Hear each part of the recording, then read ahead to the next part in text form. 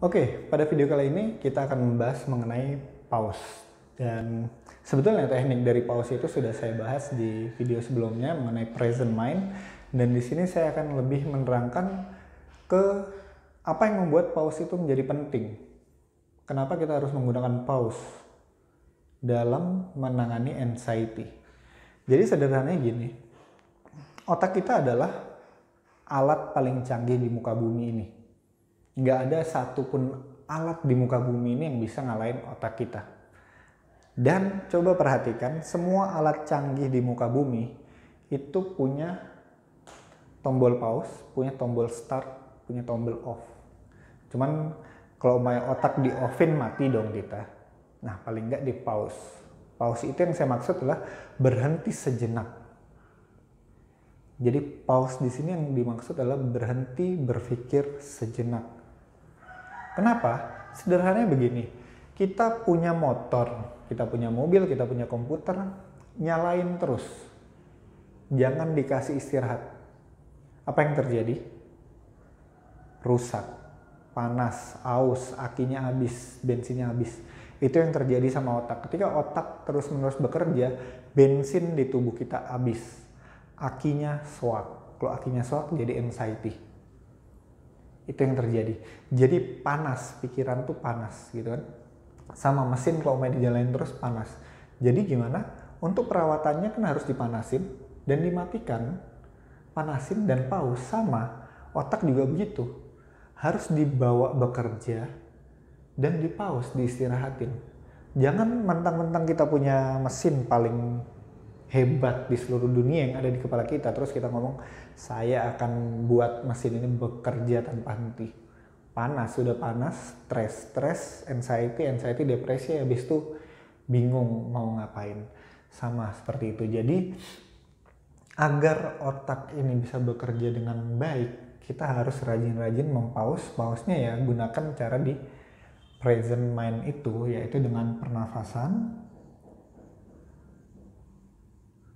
Satu.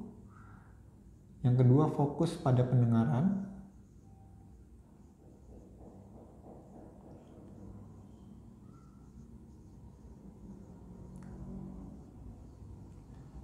Yang ketiga, fokus bertanya. Mengajukan pertanyaan-pertanyaan yang membuat pikiran itu bisa berhenti sejenak. Silahkan nonton di video yang sebelumnya, nanti saya taruh linknya. Oke, jadi pause ini penting. Kita ambil ilustrasi begini aja. Kalau ada perjalanan dari kota sini mau ke kota sini, terus kita mengendarai kuda, itu kan, mengendarai kuda. Ini jauh nih. Misalnya butuh 5 hari 5 malam untuk bisa sampai ke sana. Kita jalan terus dari sini ke sini 5 hari 5 malam, kudanya suruh jalan terus, atau sampai di sini istirahat dulu, sampai di sini istirahat dulu, sini istirahat, sini istirahat. Pilih mana? Secara logika kita akan istirahat, mau nggak mau. Sama pikiran juga begitu. Pikiran itu juga butuh istirahat. Jadi setiap kali kita mengalami anxiety, itu tandanya pikiran kita butuh pause, butuh istirahat. Segera lakukan segitiga pernafasan. 4 detik tarik nafas, 2 detik tahan, 2 detik keluarkan. Segera lakukan fokus pada pendengaran. Langsung pindahkan pikiran yang mumet ini kepada pendengaran kita. Coba cari apa yang bisa kita dengarkan dari lingkup angin kah, suara burung kah. Kemudian bertanya apa yang dirasakan oleh tubuh kita. Tapi yang paling saya sarankan itu adalah untuk pause. Yang paling saya sarankan bisa beribadah,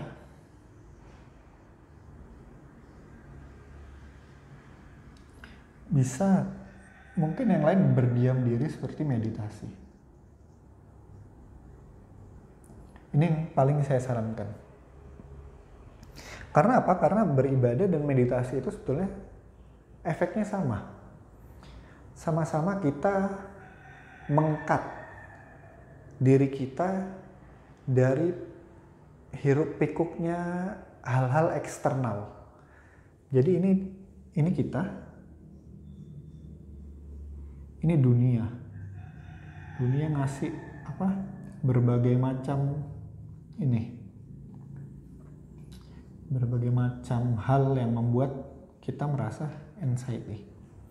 Dan ketika kita beribadah, otomatis kita nggak memikirkan apapun kecuali apa yang sedang kita lakukan. Kalau dalam Muslim seperti sholat. Ketika sholat, apakah iya sholat kita diterima kalau kita sedang mikirin kerjaan kita? Enggak. Apa iya zikir kita diterima kalau kita selagi zikir kita terus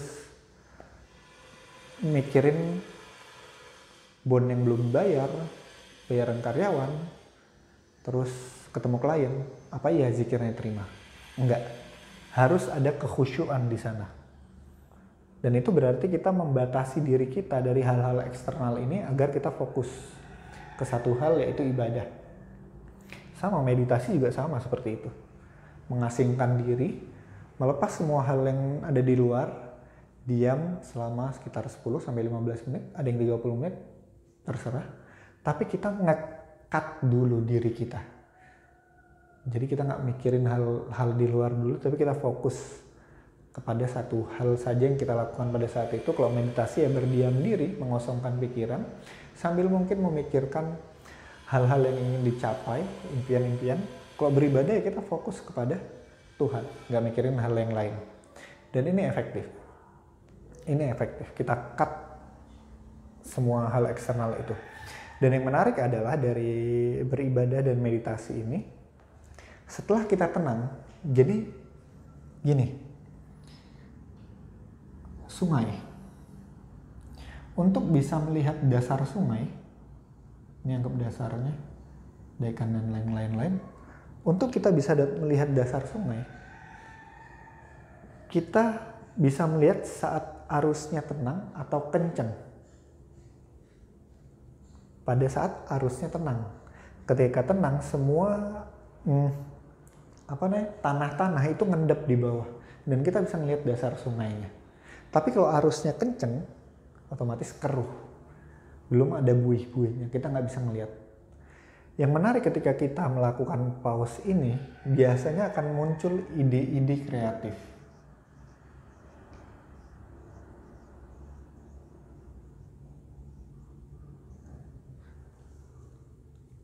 Ketika kita sedang pause, ide-ide kreatif itu yang ada di dalam pikiran kita terlihat semuanya.